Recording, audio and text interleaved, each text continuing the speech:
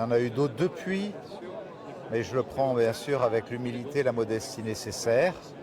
Voilà, je crois que le travail que nous faisons avec notre administration, notre équipe municipale, renforce la confiance qui existe entre les Niçois et moi depuis longtemps. Ils savent qui je suis, ils savent que je ne triche pas, que je ne mens pas, et que je dis ce que je fais et je fais ce que je dis. Et ça, c'est important. Ça vous conforte dans l'idée de partir avec ou sans investiture d'un parti? Mais je n'ai pas encore déclaré ma candidature. Aujourd'hui, je suis dans le temps du maire. Il me reste beaucoup de choses à faire et personne ne comprendrait que je fasse part de mes intentions de campagne aujourd'hui. Donc, jusqu'à la fin de l'année, on va continuer à travailler. J'ai encore des réponses à apporter aux Niçoises et aux Niçois. Je suis à leur service. Et puis, le temps viendra où je ferai part de mes intentions. Et ce sondage, c'est un argument de plus justement pour vous aider à prendre votre décision, si elle n'est pas déjà prise? Quelque part, c'est un encouragement et il me conforte. Bien évidemment, si je ne sentais pas qu'il y avait cette confiance entre les Niçois et moi-même, je serais dans les doutes et peut-être un peu moins encouragé. On dirait que je suis un peu plus encouragé aujourd'hui. Quel est le calendrier pour vous, le bon calendrier? Vous avez l'expérience des campagnes électorales. Fin janvier, début février. Voilà. J'ai encore beaucoup de choses auxquelles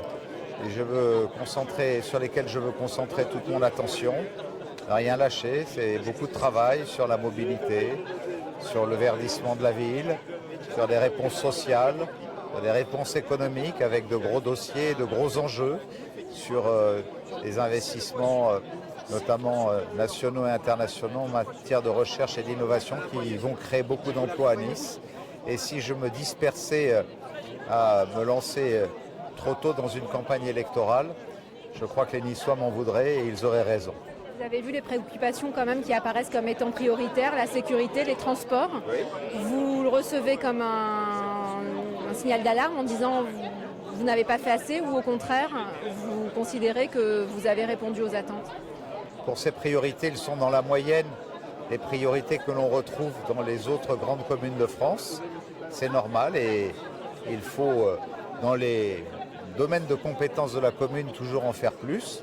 C'est ce que je m'efforce de faire en réclamant au gouvernement qu'on m'accorde enfin, par exemple en matière de sécurité, la possibilité d'utiliser la reconnaissance faciale, l'intelligence artificielle. J'ai mis en place à la rentrée un plan très sévère de lutte contre les incivilités qui pourrissent le quotidien de nos concitoyens, pour tous ceux qui ne respectent pas l'espace public. Mais en même temps, je vois qu'avec près de 80% de confiance de gens qui se reconnaissent dans plusieurs engagements idéologiques différents, nous sommes presque 16% ou 17% au-dessus de la moyenne de confiance qu'on trouve dans les autres grandes communes de France de plus de 50 000 habitants. Donc je me dis que, même s'il faut toujours aller plus loin pour être attentif à chacun de nos habitants, quelles que soient leurs conditions sociales, depuis 12 ans maintenant, on a réalisé beaucoup de choses qui rendent fiers les Niçois de leur ville.